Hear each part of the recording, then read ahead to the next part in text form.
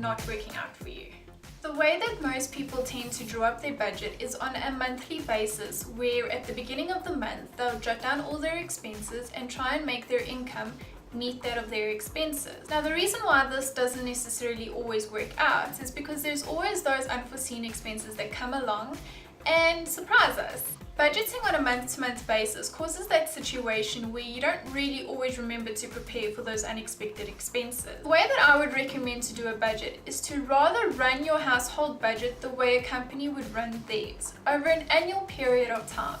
By looking at your budget on an annual period of time, you have a more accurate estimate of what your monthly expenses are on an average basis. More often than not, we tend to fall behind on our budgets because we weren't prepared for. This way, you could also prepare for those unexpected expenses that might come along. And generally, if those expenses are quite high, it means that you'd be able to save up little bits at a time that would be able to cover that expense when it does come. By setting up your budget over an annual period of time, this gives you a better idea of what your average monthly spend is. It will also give you a good idea of what your average income is, if you're someone who doesn't necessarily earn the same income every month. Okay, so let's try and put this into practice. It's a good idea to start at jotting down your fixed expenses. Fixed expenses are those expenses that don't necessarily change throughout the year. They're the same every month. Next, we look at your variable expenses. These are those expenses that you encounter every month as well. The amount that you pay on these expenses may vary. A good way to get an accurate indication on what your variable expenses are is to look at your bank statements for the last year and any receipts that you may have collected.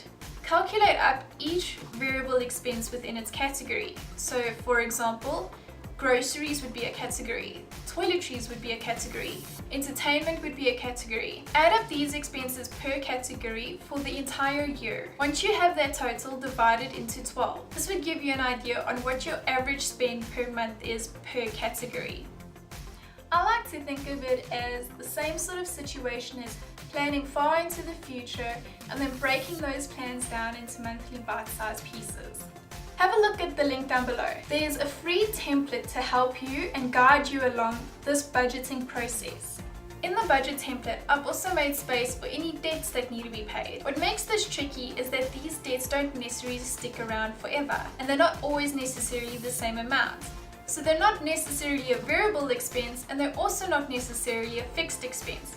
When it comes to debts, a good idea is to rather play forward than backwards. So if you have a clothing account, the idea would be able to pay off the debt and continue contributing and a certain amount towards that clothing account as if it were a fixed expense. So that anytime you needed to go and use your clothing account, there was already money in there that you already have and it's never going to turn into debt. Another very important part of the budget template is those unexpected expenses that surprise us every now and then.